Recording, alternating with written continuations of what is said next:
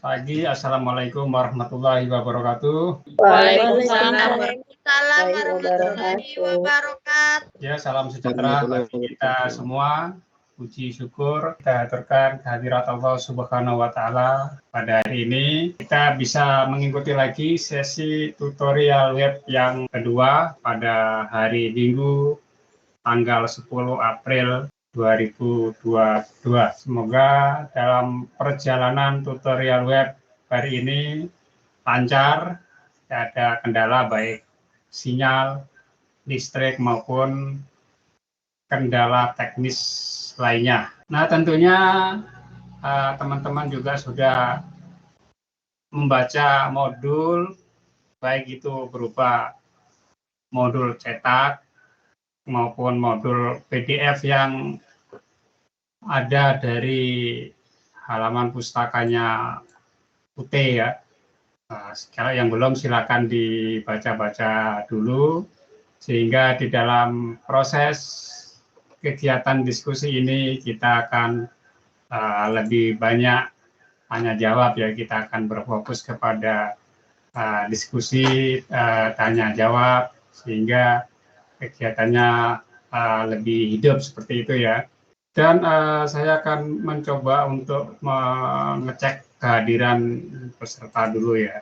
Saya mulai dari Ibu Elawati. Ya, ada Pak hadir. Alhamdulillah hadir. Saudari Tri Sudaryanti. Hadir, Pak. Alhamdulillah. Oke, saya simpan, dan hari ini kita akan membahas sebuah topik baru tentang komputer sebagai media pembelajaran. Pertemuan sebelumnya tentunya teman-teman sudah membahas tentang konsep dasar komputer secara umum ya. Nah, hari ini kita masuk ke fokus yang lebih spesifik, di mana komputer sebagai media pembelajaran. Nah, ada banyak aspek nanti yang harus kita gali, yang harus kita kaji, dan yang harus kita diskusi. Tentunya teman-teman sudah baca modulnya ya, baik secara cetak maupun PDF yang bisa diunggah di halaman pustaka UT. Nah, satu pertanyaan yang mendasar terkait dengan topik hari ini, apa itu media pembelajaran? Segala sesuatu yang dapat alat dan bisa merangsang pikiran, perasaan, perhatian, dan sama atau ada versi lain mungkin mau disempurnakan? Gimana? Sama aja, Pak. Apa tadi? Apa tadi yang sama tadi? Ayo. Segala sesuatu yang dapat digunakan untuk menyampaikan pesan atau informasi dalam proses belajar mengajar sehingga dapat merangsang perhatian dan minat siswa untuk belajar, Pak. Oke, luar biasa. Saya lebih disempurnakan lagi berarti sama Mbak Sibatul, yaitu segala sesuatu ya. Dia berupa bahan, dia bisa berupa alat, ya, dia bisa berupa metode, dia bisa berupa teknik. Nah, itu ya. Jadi barangnya banyak sekali macamnya yang digunakan untuk menyampaikan informasi dari sumbernya, yaitu gurunya atau pendidiknya, kepada penerima, dalam hal ini tentunya siswa atau peserta didik, untuk proses pembelajaran yang lebih menarik, yang lebih bermutu. Kita masuk pada pendalaman diskusi yang lain. Nah, apa ini peran media di dalam pembelajaran?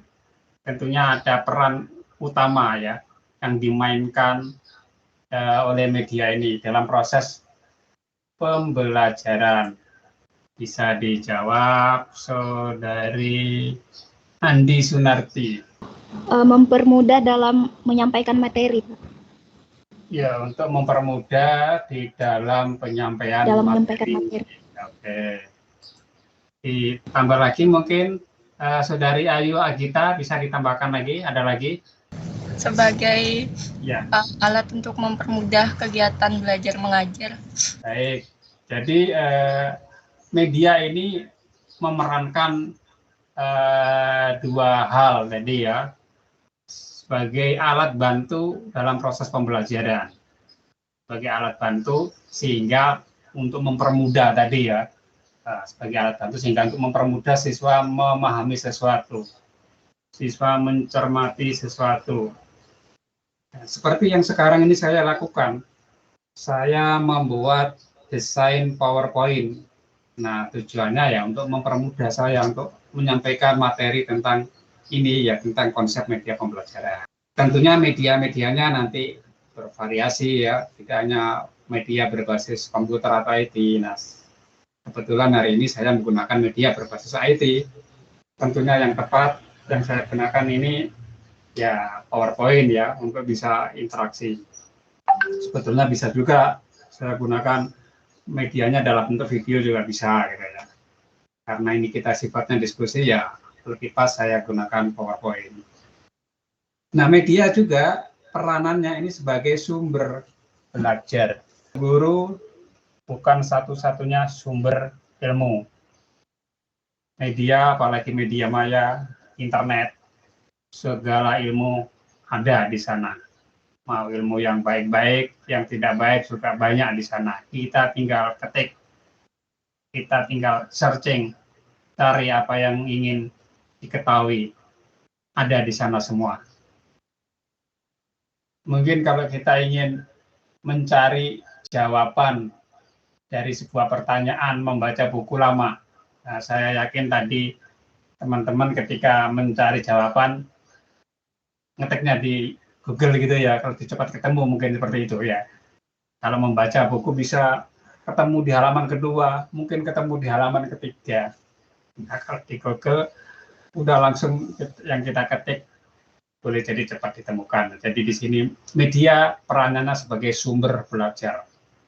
Jadi ada dua yang perlu diingat, yaitu peranannya sebagai alat bantu pembelajaran dan yang kedua sebagai sumber belajar itu sendiri. Kita masuk ke fungsi. Itu untuk memudahkan kita sebagai guru dalam menyampaikan materi. Oke, untuk mempermudah.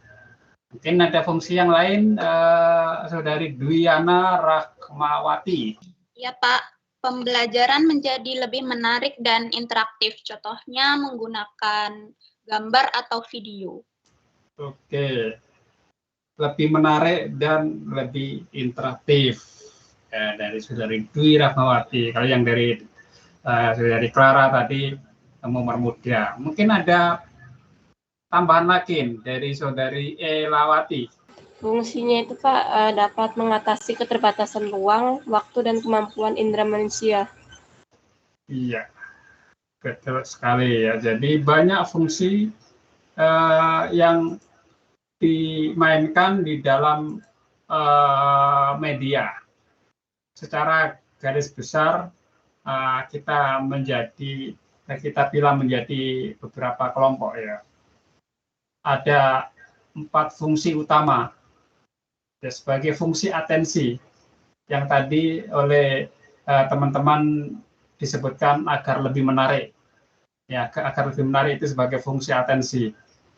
Kita kemas secara visualisasinya bagus, kita buat video, kemudian kita buat secara interaktif sehingga fungsi atensinya ini kena atau menarik perhatian siswa.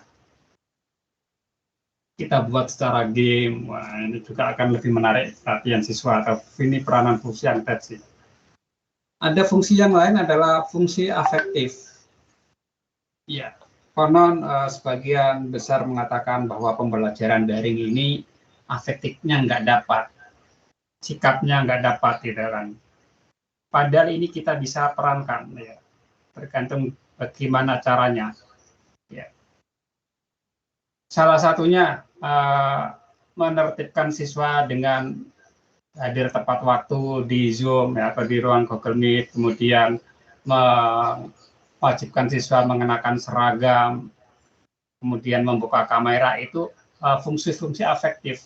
Jadi sikap, tata krama, dan kesopanan santun di dalam proses pembelajaran tetap terjaga. Nah, begitu juga mungkin teman-teman ada yang pernah mengikuti program ESQ. Ada yang ikut program ESQ, Ari Ginanjar itu ya, bosnya Didik Pusat itu, ada yang pernah ikut itu. Beliau dengan metode khusus menggunakan teknologi IT, menggunakan komputer multimedia, siswa berada di dalam ruangan yang gelap, tertutup, tidak bisa toleh kiri, toleh kanan ya. Kemudian beliau memperdengarkan sebuah alunan musik yang menggetarkan emosi, kemudian beliau memberikan petuah-petuah kepada siswa, kepada audiensnya, ya, tentang nasihat-nasihat yang menggugah. Nah, di situ timbul kesadaran siswa, timbul kesadaran audiensnya, karena didukung oleh suasana dan musik dari teknologi IT, ya, teknologi komputer itu. Sehingga anak-anak emosionalnya bangkit, ada yang menangis, kemudian ada yang mendatangi gurunya, mendatangi orang tuanya, minta maaf. Nah, cara-cara itu kita bisa lakukan, sehingga komputer pun bisa kita gunakan untuk merubah sikap, memperbaiki sikap anak didik kita. Tergantung bagaimana caranya. Nah, di sini makanya kemarin saya katakan bahwa penguasaan TIK ini bagian dari pedagogik, kemampuan kita menyampaikan ilmu kepada siswa dengan menggunakan teknologi. Nah, cara satunya yang digunakan oleh ESQ tadi, mengemas multimedia, kemudian menyentil emosi siswa, sehingga diharapkan afektifnya, sikapnya bisa berubah. Nah, tentunya juga fungsi kognitif tadi untuk mempermudah memahami, ya, untuk mempermudah memahami sesuatu itu berarti kognitifnya, ya, pengetahuannya, sesuatu yang sulit kalau diceritakan dengan kata-kata melalui media akan mudah dicerna. Ini fungsi kognitifnya tadi yang teman-teman menyebutkan agar untuk mempermudah memahami materi, ya, di sini. Juga fungsi-fungsi yang lain, yaitu fungsi compensation, yang mana di sini IT bisa berperan sebagai substitusi atau pengganti peran guru. Walaupun memang guru tidak bisa tergantikan secara total, tetapi dalam hal tertentu fungsi-fungsi pengetahuan itu bisa dipelajari tanpa peran guru, yaitu di fungsi compensation di sini gitu ya. Baik, kita masuk ke pertanyaan berikutnya. Apa saja jenis media pembelajaran? PowerPoint, Pak. PowerPoint, boleh. Saudari Evi Sufiawati. Media pembelajaran yang ada di sekolah, misalnya seperti peta, global, seperti itu, Pak. Kemudian bisa pakai layar proyektor untuk menampilkan video animasi misalnya. Ya, oke. Jadi sudah lengkap sekali yang dijawab oleh Saudari Evi Sofiawati. Ya, jenis-jenis media pembelajaran. Ya, tadi penjawab pertama ada mengatakan PowerPoint. Berarti masuk dalam media dalam golongan komputer. Jadi banyak golongan media yang kita bisa gunakan. Ada golongan audio. Ya, seperti yang di pertemuan sebelumnya, saya dulu waktu SD, SMP suka mendengarkan radio Australia, suka mendengarkan BBC London untuk mempelajari bahasa budaya gitu ya. Nah, ini dalam bentuk audio. Sekarang juga banyak sekali ya dalam bentuk podcast atau siaran-siaran radio pendidikan. Kemudian ada dalam bentuk cetak. Nah, tadi sudah dijawab juga, dijelaskan ada dalam bentuk gambar-gambar tokoh-tokoh pahlawan. Ini Patemura, ini Panglima Diponegoro, ini Imam Bonjol. Nah, ini media cetak sehingga siswa bisa mengenal pahlawan kita, termasuk untuk pelajaran IPA ini gambar lambung, ini usus 12, seperti itu. Modul, level, dan lain-lain. Kemudian ada yang tadi global, itu bagian objek fisik.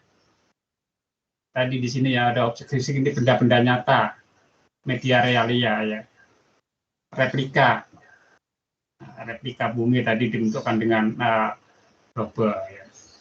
Kemudian ada media audio dan cetak, proyeksi ya, visual dan diam ya. Mungkin dulu di era 90-80 masih digunakan ini ya, OHT ini ya, overhead projector. Yang bentuknya gede, nanti ada kaca, nanti kita bikin transparan ya, kita tulis transparan, disorot. Nah itu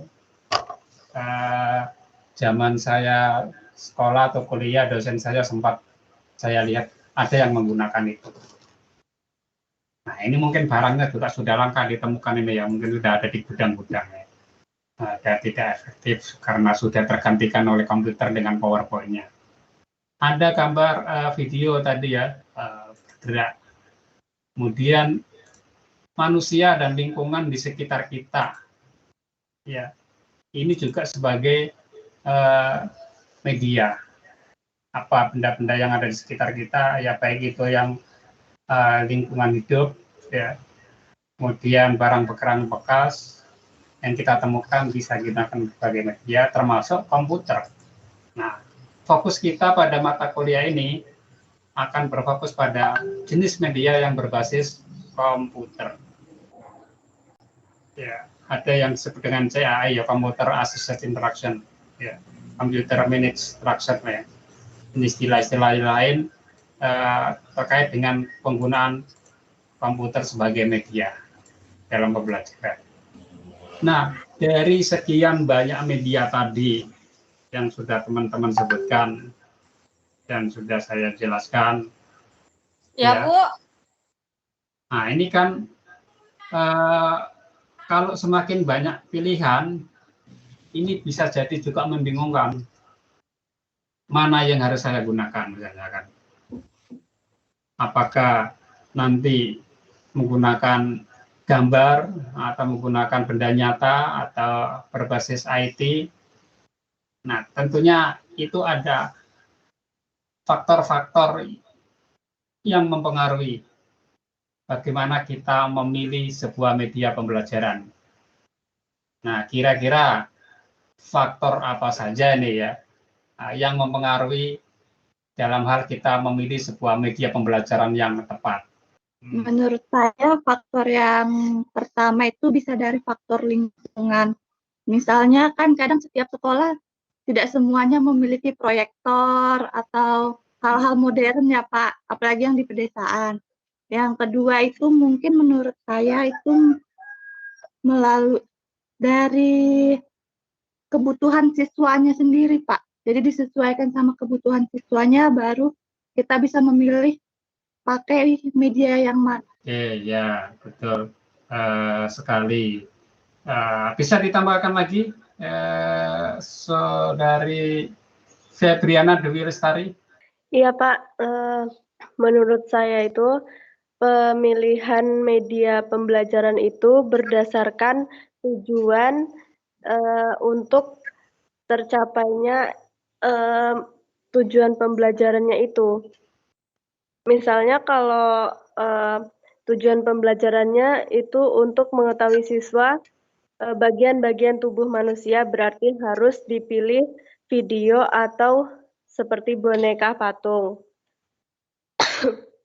Lalu dipilihnya media itu sesuai karakteristik siswa atau sasarannya siswa itu.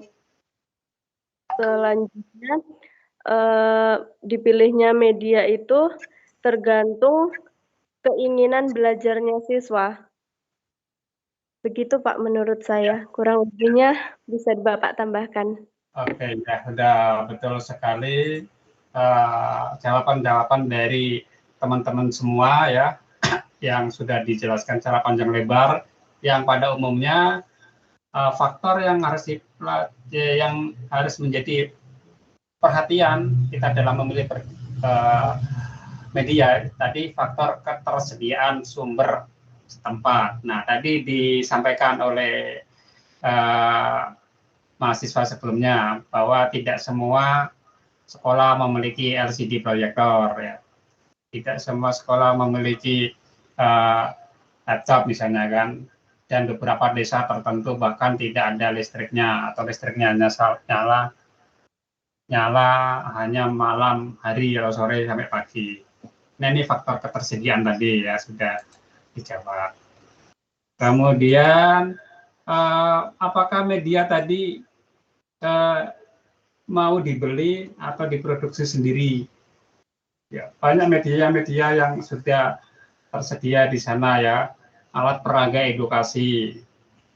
Ya, seperti tadi sudah dijelaskan juga oleh mahasiswa yang berikutnya tadi, misalnya untuk menjelaskan tentang pencernaan makanan, perlu media gambar atau mungkin patung tentang isi daripada pencernaan makanan. Dan ini bisa dibeli atau diproduksi sendiri. Nah, tugas kita di mata kuliah ini nanti, ya, di mata kuliah ini salah satunya adalah membuat media yang diproduksi sendiri. Tentunya media berbasis IT ya.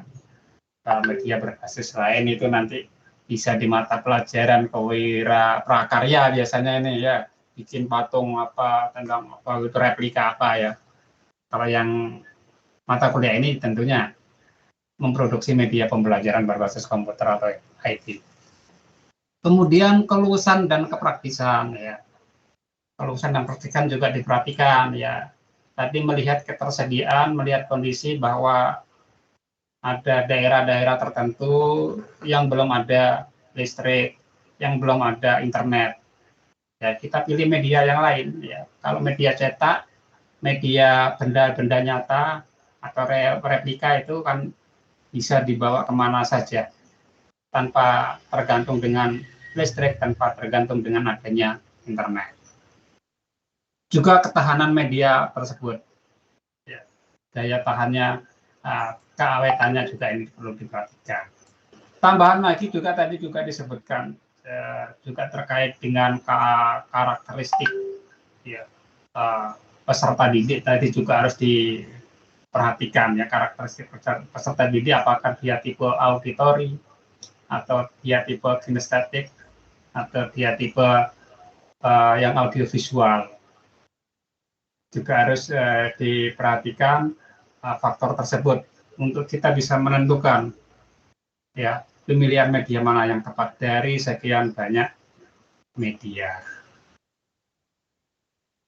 Oke, kita lanjut pada faktor yang lain yaitu mempertimbangkan dalam perencanaan media. Nah, tentunya di dalam pikiran kita sudah ada nih pilihan ya dari berbagai kondisi tadi ya, memperhatikan karakteristik peserta didik, memperhatikan kondisi ketersediaan ya, kelulusan ya, kemudian daya beli. Nah, ketika itu sudah teranalisis semua, maka kita sudah bisa menentukan dan kita mulai merancang dan kita mulai dengan planning dulu ya, kira-kira di dalam planning ini nanti ada beberapa faktor yang harus dipertimbangkan. Analisis karakteristik Pak atau ciri-ciri siswa? Ya, halo. Iya, Ya, Pak. Ya, ternyata komputer saya kena biang ini ya, terputus sejenak tadi. Coba tadi saudari Iva Datul Inaya tadi bisa menambahkan lagi. Pertimbangan yang perlu diperhatikan itu gaya belajar siswa dan kemampuan awal siswa.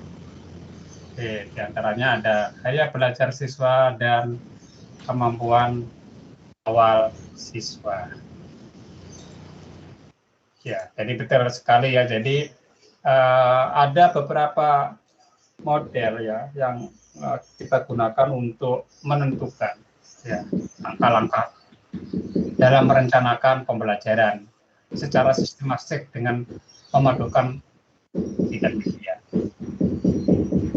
Yang pertama tadi menganalisis karakteristik siswa tadi yang dominan di kelas kita tadi, auditori, audiovisual, atau kinestetik. Ya, tadi yang pertama tadi menganalisis karakter tentang gaya belajar, atau yang gaya belajar visual atau melihat atau membaca, atau gaya belajar mendengar atau auditori ya, atau gaya belajar kinestetik. Ya, praktek demonstrasi bermain peran ini yang kinestetik. Kalau yang auditori, walaupun paham nih siswa-siswa yang auditori. Kalau yang audiovisual, dia menatap wajah gurunya, menatap papan tulis supaya dia paham. Setiap media tentunya memiliki ketepatan untuk tujuan tertentu. Kalau tujuannya untuk ini berarti tepatnya menggunakan media ini. Kalau tujuannya untuk ini lebih pas menggunakan media yang ini. Jadi kompetensi ini harus disebutkan ya. Yang berikutnya adalah upayakan gunakan metode dan bahan sesuai dengan tingkat partisipasi. Kalau kita menggunakan metode ceramah, ini tingkat partisipasinya rendah. Begitu juga demonstrasi. Nah, kalau kita menggunakan diskusi, debat, ya ini tingkat partisipasinya sangat tinggi. Begitu juga tanya jawab, ini sedang ya. Seminar, laboratorium praktek, workshop, permainan ini juga sedang ya. Kemudian sumbang saran atau curah pendapat ini juga tinggi ya. Kunjungan lapangan ini tinggi ya. Bermain peran ini juga tinggi. Simulasi atau peragaan, studi kasus, proyek dan tugas ini juga memiliki tingkat partisipasi yang tinggi. Ini juga perlu diperhatikan di dalam proses pembelajaran. Juga rancang bentuk partisipasi siswa ini dengan melibatkan secara aktif dalam proses pembelajaran. Partisipasi siswa terhadap materi dan media yang disampaikan guru. Ya, di mana nanti ya, kita bisa mempersiapkan dalam proses belajar yang terkait dengan bahan apa yang akan disajikan. Kemudian nanti menyiapkan kelasnya dan peralatan yang akan digunakan di kelas. Kemudian siswa nanti bisa kita ajak untuk terlibat dalam proses pembelajaran ya, dengan melakukan berbagai kegiatan nanti di dalam kelas bagaimana. Serta kita bisa nanti memberikan pengalaman belajar yang sesuai, yang melibatkan siswa secara aktif untuk memproses informasi yang akan diterimanya. Kita melakukan refleksi. Ya, ini ditujukan untuk melihat kemajuan atau hasil yang diperoleh siswa. Ya, ini apakah perlu dilanjutkan atau perlu dievaluasi lagi metodenya. Nah, ini proses refleksi ya di dalam proses pembelajaran gitu ya. Secara umum kita rangkum ya model tersebut seperti pada tabel ya. Misalnya yang kita analisis adalah siswa kelas 3 SD semester 1. Nah, mereka sudah memiliki kompetensi ya. Yang mana kompetensinya tersebut yaitu mengenal sumber, bentuk, sifat, dan kegunaan energi. Ya, kemudian nanti metode-metodenya apa yang kita gunakan untuk mencapai kompetensi tersebut. Mungkin metode eksperimen, percobaan-percobaan. Nah, kita bisa gunakan, kita bawa alat-alat untuk percobaan tersebut. Mungkin dengan materi-materi dari sumber yang ada di lingkungan. Ini sangat mungkin. Dan kita juga upayakan kombinasi ya. Model-model lain yang bisa digunakan yaitu dengan model action ya. Model action ini ada beberapa tahapan yang bisa kita lakukan ya. Tahapan yang pertama adalah akses, kemudian cost, tadi biaya tadi ya, kemudian teaching ya, organizing, interaktif, novelty, speed, dan organize ya. Kita akan coba kupas satu persatu di sini. Yang pertama yaitu akses tadi. Ya, kemudahan suatu media dapat dijangkau dan dimiliki tadi. Ini salah satu pertimbangan yang sudah kita kemukakan, kita singgung di awal tadi. Katakanlah media pemutar CD ini saat ini sudah populer ya. Mungkin tahun-tahun berikutnya ini akan susah didapatkan karena ada perkembangan teknologi. Seperti tadi OHP tadi. Dulu sekolah-sekolah menggunakan itu, sekarang peralatannya udah nggak ada.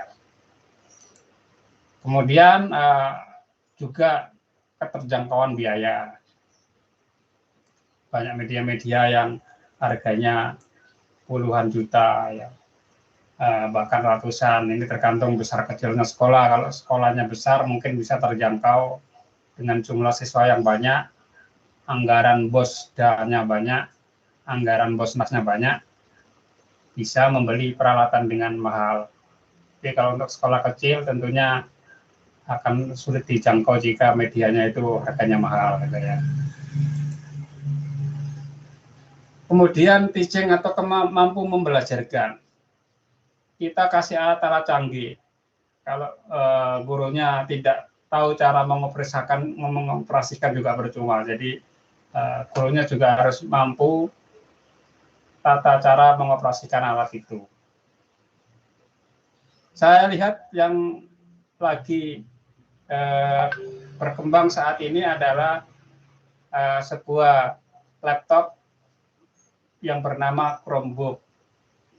Kementerian Pendidikan ada memberi media pembelajaran ke siswa, ke sekolah ya, SD, SMP itu saya lihat ada beberapa sekolah yang mendapat Chromebook.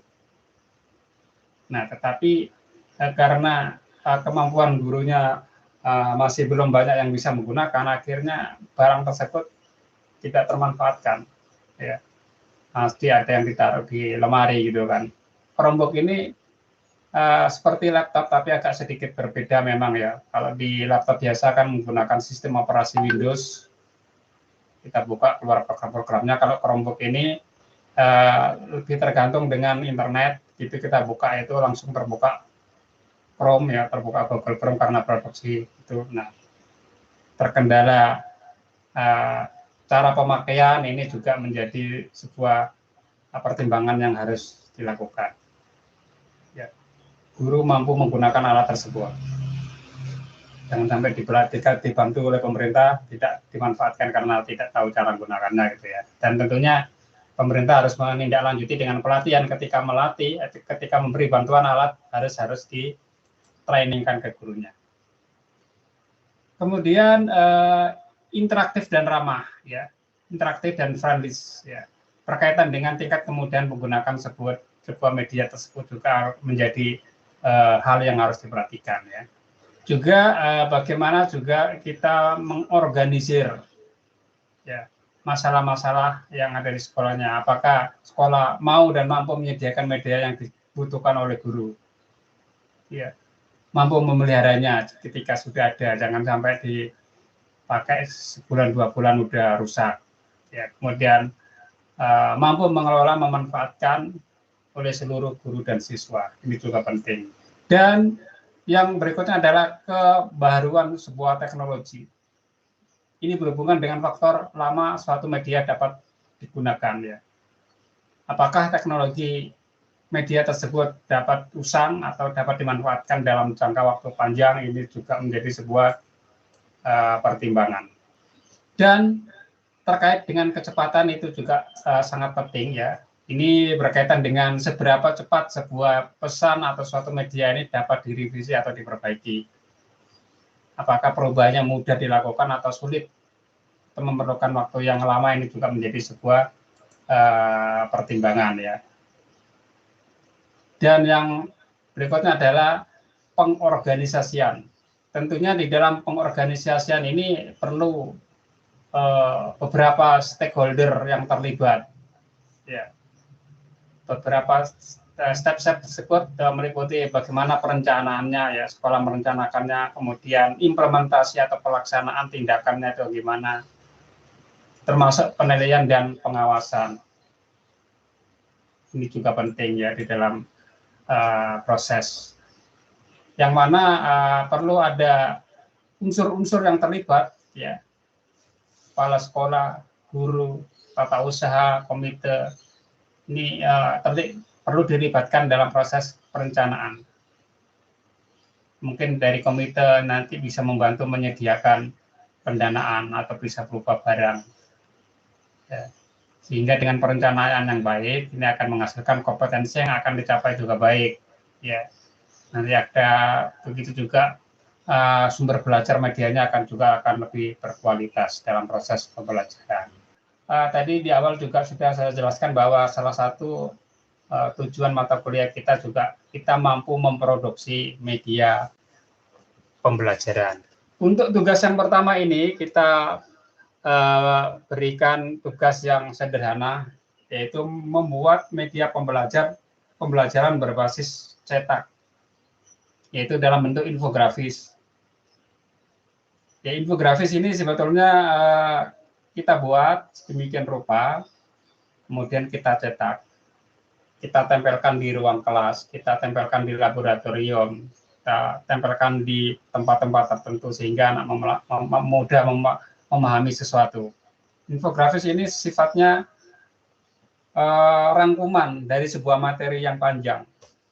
Katakanlah kalau di dalam buku itu bisa bab 1 terdiri atas beberapa halaman, ya. Nanti tugas Anda adalah membuat infografisnya secara singkat. Dan tentunya nanti yang teman-teman buat ini nanti disesuai dengan RPP. RPP hari ini membahas tentang apa ini? Misalnya tentang lingkungan hidup. Berarti nanti saya akan membuat medianya juga dalam bentuk infografis yang tentang lingkungan hidup. Nah, ini kapan terakhir dikumpulkan? Dikumpulkan nanti tanggal 15 ya, hari Jumat. Hari Jumat nanti dikumpulkan dan nanti akan kita bahas di pertemuan berikutnya.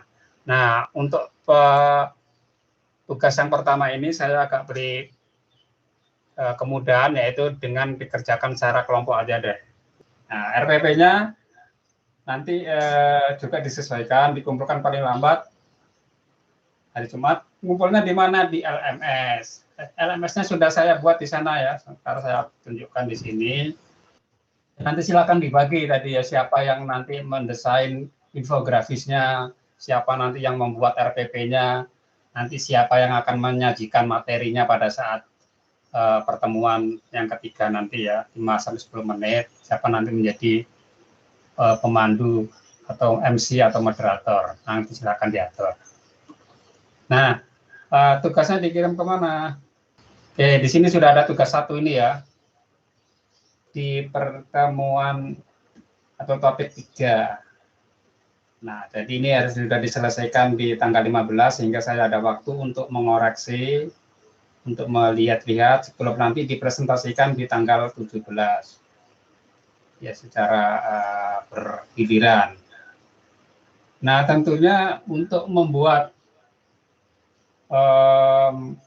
infografis, saya rasa tidak ada masalah ya. Kemarin kan sudah belajar membuat perkenalan diri dengan Canva. Infografis juga bisa dibuat dengan Canva. Ya, buka Canva-nya ya. Nah, di sana cari aja fitur Canva mengenai infografis. Di sini ada more. Nah, banyak sekali di sana contoh-contoh. Ada yang terdiri dari gambar saja, ada yang terdiri dari tulisan saja, ada yang kombinasi. Contohnya yang ini, sebentar, ini tulisan saja nih. Ini contoh infografik dalam bentuk tulisan saja. Ini merangkum materi-materi yang ada dalam satu topik yang berhalaman-halaman menjadi cukup 1 halaman. Ya.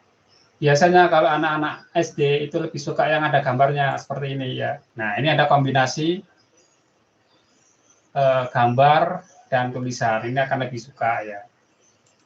Mau dikemas murni gambar, yang penting gambarnya jelas juga nggak masalah gitu ya. Ini murni gambar ya.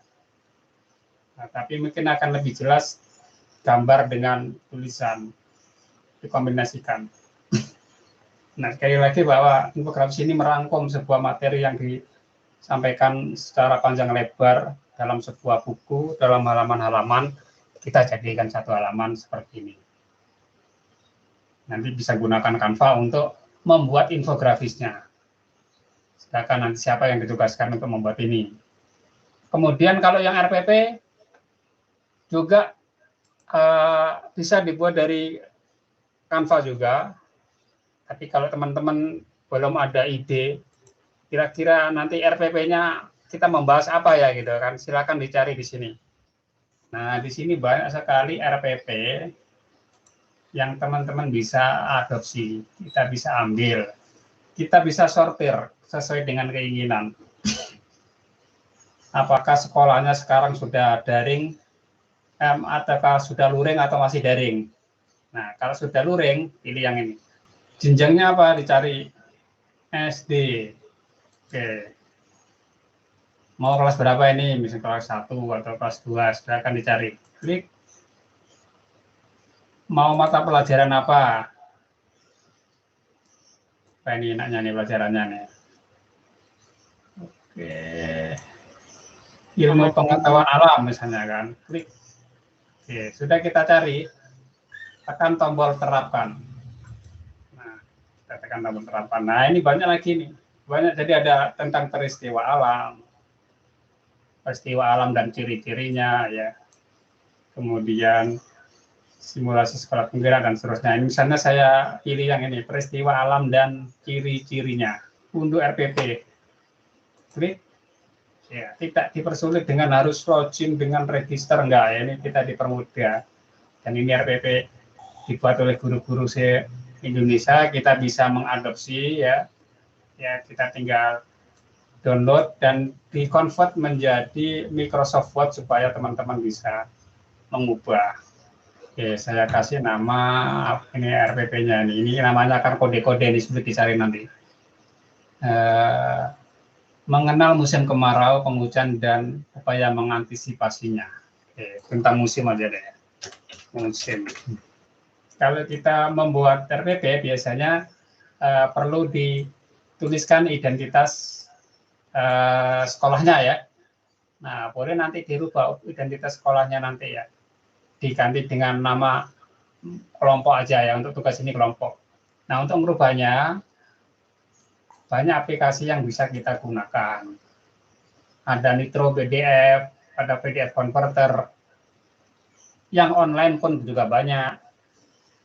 Ada Small PDF, ada I Love PDF aja ini, I Love PDF ini. I Love PDF, silakan diklik teman-teman ini. Gunanya untuk mengubah file dari PDF ke apapun ya, ke PowerPoint, ke Word ya.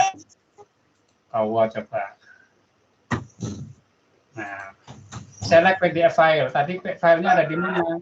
Saya download tadi ada di menu download dan judulnya adalah musim.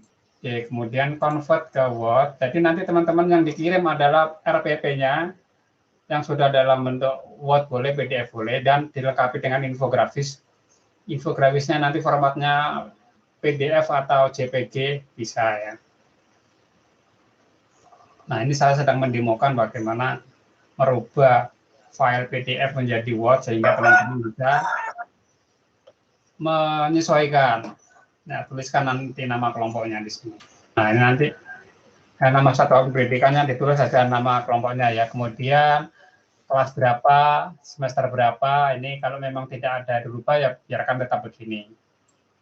Kemudian pendahuluan, nah ini bisa jadi nanti pada saat kegiatan inti, kita perlu menunjukkan poster dalam bentuk infografis tadi ke siswa. Kegiatan inti nanti teman-teman bisa menemukan itu ya. Nah, sekarang seperti ini. Guru menampilkan gambar tentang musim kemarau. Boleh jadi nanti guru menampilkan infografis tentang langkah-langkah mengantisipasi banjir saat musim hujan. Jadi seperti itu. Langkah-langkah mengantisipasi banjir itu silakan digambarkan dalam bentuk infografis. Mulai membuang sampah pada tempatnya, kemudian apakah itu nampaknya ditimbun atau ada genangan air dan macam-macam, silakan dibuat infografis untuk memperkuat materi yang ada di dalam RPP ini nanti. Ya, termasuk nama sekolahnya nanti diganti nama saya juga bisa seperti itu ya. Di tugas ini kalau tapi sesungguhnya ya ditulis nama sekolahnya. Oke, gimana teman-teman, ada pertanyaan terkait materi maupun tugas buat minggu depan? Bapak, ya, saya terima Fauzi mau bertanya tentang tugas itu. Materi yang kita pilih itu bebas nggak, Pak? Bebas, mau kelas berapa boleh. Mau kelas berapa? Ya, dirundingkan dengan kelompoknya. Misalnya Pak, saya kan belum ngajar, saya kan di perpustakaan atau di TU, ya udah cari kelompok yang ada salah satunya guru gitu kan ya. Siapa yang membuat infografis, siapa yang membuat RPP-nya, nanti siapa yang mempraktekkan. Minggu depan kita praktek mengajar di Microsoft Teams ini gitu ya. Yang mendemokan 10 sampai 15 menit. Ya, ini tadi mulai dari pendahuluan, inti tadi, kemudian nanti di inti nanti menayangkan mungkin infografisnya nanti ditaruh di inti atau ditaruh di persepsi, silakan nanti. Pak, saya Umi Sadia, Pak. Iya, monggo. Pak, berarti itu ngumpul tugasnya itu masing-masing mahasiswa ya, Pak, bukan per kelompok ya? Ya, betul sekali. Ngumpul tugasnya masing-masing mahasiswa walaupun pekerjaannya sama. Ya, RPP-nya sama, infografisnya sama, tapi dikirim ke LMS ini masing-masing, bukan diwakili ya. Oh iya Pak, makasih Pak. Oke ya. Yang lain monggo, ada lagi. Nah, untuk bahan-bahan ajar yang teman-teman butuhkan itu bisa menggunakan ini ya, situs Rumah Belajar. Rumah Belajar ini yang materi-materi terkait tadi demonstrasi, Pak. Kalau kita mendemonstrasikan uji coba sesuatu dengan alat-alat peraga, kalau misalnya tidak ada alatnya kan teman-teman bisa menggunakan yang di sini ya. Nah, teman-teman yang memiliki keahlian khusus di dalam membuat media, mungkin pernah membuat media, ya boleh jadi karena otodidak ya. Sekarang kan banyak ilmu-ilmu yang kita peroleh secara otodidak dari YouTube, dari Google gitu kan. Nah, kalau memiliki kemampuan itu nanti bisa mengikuti lomba membuat media ajar berbasis TIK. Ya. Alamatnya di Membatik Kemdikbud.go.id. Apa medianya yang bisa kita kirim? Media motion grafis. Ini teman-teman bisa kembangkan dengan Canva bisa. Ya, jadi formatnya MP4, video-video pembelajaran motion grafis. Bisa dengan Powtoon, bisa dengan aplikasi yang lain. Nah, mungkin juga ada yang lebih tantangan lagi, game edukasi.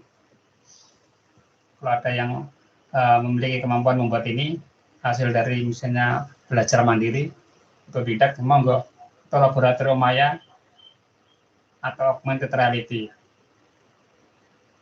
Nah, ini adalah ruang yang disediakan oleh guru untuk berkarya dan berprestasi, membuat media-media pembelajaran yang nanti hasilnya akan diletakkan di rumah belajar. Ya. Nah, ini konten-konten ada yang di rumah belajar ini adalah karya-karya dari guru ya, dari guru untuk guru, sehingga bisa dimanfaatkan secara luas. Nah, selain melalui mekanisme lomba, konten-konten yang ada di sini ya, kemarin mungkin sudah saya bukakan sekilas ya, ada banyak sekali video-video pembelajaran yang di sini ya, termasuk di sini. Juga ada mengenai bisa dilakukan melalui program membatik. Ya, membatik yang tadi ya, membuat bahan ajar membasis TIK itu membatik lomba. Ada lagi program yang lain dari Kemdikbud yang namanya pembatik. Namanya mirip antara membatik dengan membatik. Nah, kalau yang pembatik ini bukan sekedar lomba, tapi pelatihannya ada. Ada pelatihannya, membuat ajar berbasis TIK. Ini nanti insya Allah akan dimulai akhir April atau awal Mei ya. pelatihannya. Dan pelatihan ini standar kompetensinya adalah UNESCO internasional ya, Badan Pendidikan PBB. Ada 4 level nanti yang teman-teman akan dilatih. Ya. Ada level literasi, implementasi, kreasi, dan berbagi. Manfaatnya apa nanti teman-teman kalau ikut ini ya? Saya beri infonya sekarang, mungkin ya nanti di akhir April atau awal Mei nanti ini dibuka. Ini belum dibuka, ini masih ini bekas juknis di 2021. Ya, untuk teman-teman bisa meningkatkan kompetensi TIK. Ya, meningkatkan kompetensi TIK, kemudian bisa berkolaborasi secara nasional dan berkesempatan untuk menjadi duta rumah belajar. Duta rumah belajar itu apa nanti saya jelaskan di berikutnya ya. Jadi nanti teman-teman akan mengikuti ini ya. Biasanya sih bulan April sampai Juli. Ini level 1. Ya, ini mungkin ya tadi saya katakan mungkin akhir April ini dibuka ya. Kegiatannya apa? Nanti teman-teman akan dikasih modul, kemudian baca mandiri, akan diuji dengan soal pilihan ganda, 40 nomor. 70% benar ya udah dapat sertifikat dan lulus. Setelah itu bisa masuk ke level 2. Apa ini yang dikerjakan level 2? Nanti teman-teman dikasih modul. Dan juga nanti ada tutorial lewat Zoom. Ya, salah satu modulnya adalah membahas tentang membuat media pembelajaran berbasis video. Nah, nanti diajari cara membuat video dengan aplikasi-aplikasi khusus. Kemudian teman-teman diminta untuk mengirimkan karyanya. Sudah mengirimkan karyanya, lulus lagi level 2, dapat sertifikat. Akan dilatih lagi ke level 3, sekitar September. Apa ini yang karya yang dibuat? Karya yang dibuat adalah bahan ajar dalam bentuk yang lain, interaktif media. Ya, nanti akan diajari oleh teman-teman duta rumah belajar. Dan mengirimkan karya. Karya tersebut sudah dikirim, lulus dapat sertifikat dan bisa naik ke jenjang 4. Apa jenjang 4 ini?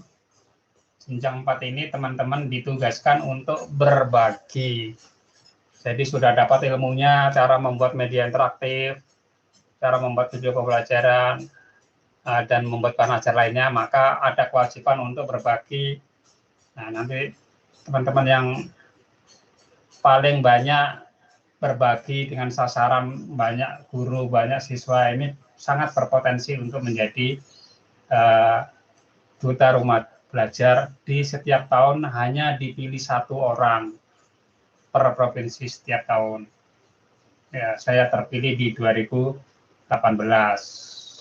Dan ada reward-rewardnya ya, nanti ada dapat handphone, dapat laptop, dan penugasan-penugasan sepanjang tahun. Ya, walaupun saya terpilih di 2018, sampai sekarang pun ada penugasan-penugasan secara khusus dari Kemdikbud untuk mengedukasi teman-teman di wilayahnya terkait dengan bagaimana pemanfaatan TIK di dalam pembelajaran. Nah, seperti itu ya. Mudah-mudahan nanti teman-teman bisa mengikuti program ini. Tunggu saja nanti link pendaftarannya, insya Allah nanti saya share ke grup.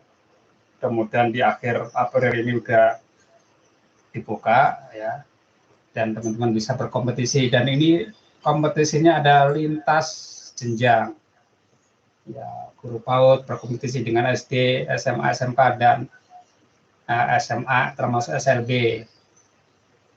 Ya, tahun 2017 itu untuk Kaltim dimenangkan guru SMA. Tahun 2018 oleh saya sendiri guru SMK. Kemudian tahun 2019 oleh guru SD di Kutai Kartanegara atau Tenggarong. Tahun 2020 oleh guru SLB, sekolah luar biasa. Nah, tahun 2021 kemarin dimenangkan oleh guru MTS Pasir. Nah, ini peluangnya besar ini dari teman-teman dari PPU ini ya. Mudah-mudahan tahun 2002 ini ada teman-teman dari PPU yang bisa sampai ke level 4 di program membatik, membuat bahan ajar berbasis TIK. Nah, mudah-mudahan dari mahasiswa yang ada sekarang ini silakan ikut ya. Tidak harus PNS ya, tidak honorer pun bisa ya. Guru swasta juga bisa ya. Nah, biasanya ini guru-guru yang masih muda-muda seperti teman-teman ini yang lebih kreatif untuk membuat karya-karya untuk dimanfaatkan oleh guru-guru secara nasional seperti itu. Nah, ini contoh karya-karyanya kan kemarin sudah saya perlihatkan kan. Karya jenjang SD, kita lihat seperti ini model-model videonya ya. Dan nanti di mata kuliah ini juga teman-teman mampu membuat media ajar seperti ini. Insya Allah nanti materi ini nanti sebagai tugas 2 ya. Tugas 2 nanti teman-teman membuat video pembelajaran. Kita lihat, kita play, dan kalau di play langsung kenapa lambat? Teman-teman bisa download ini ya. Oke, coba cari yang ini yang lebih cepat. Oke, kita sambil download, cepat mana download atau memplay dari tempat. Kita akan download. Oke, proses mendownload berlangsung. Proses ngeplay juga berlangsung.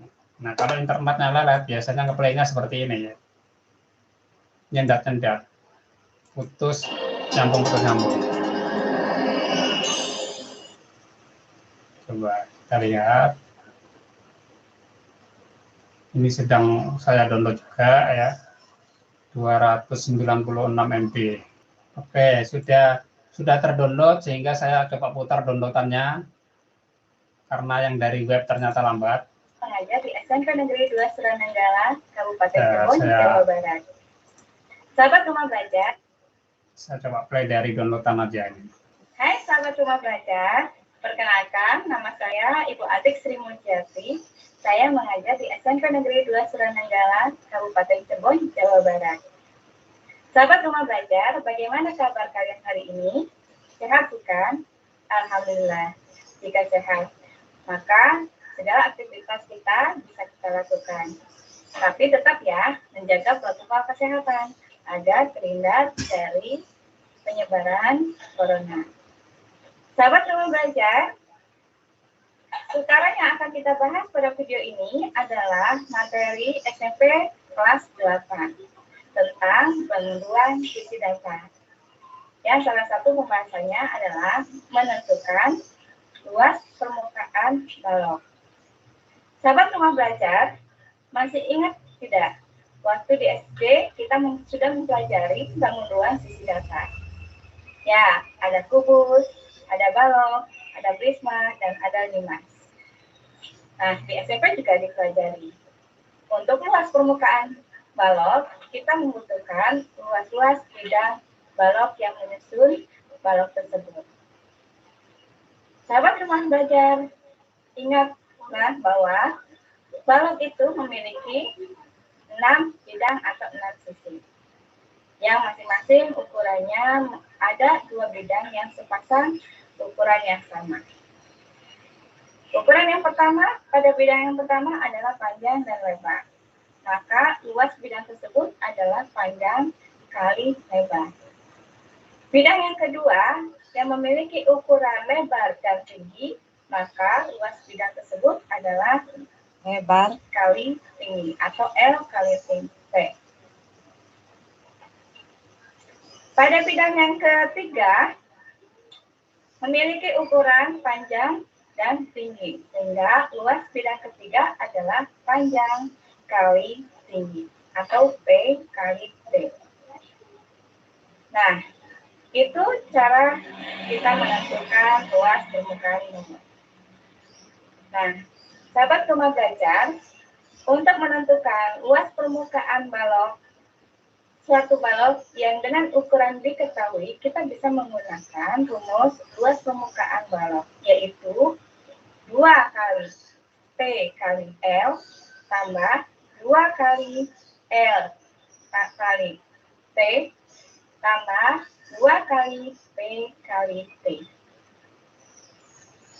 Jika diketahui sebuah balok dengan ukuran panjang 5 cm, lebar 3 cm, dan tinggi 2 cm, maka luas permukaan balok bisa ditentukan dengan menggunakan rumus luas permukaan balok menjadi 2 kali 5 kali 3 tambah 2 kali 5 kali 2 tambah 2 kali 3 kali 2.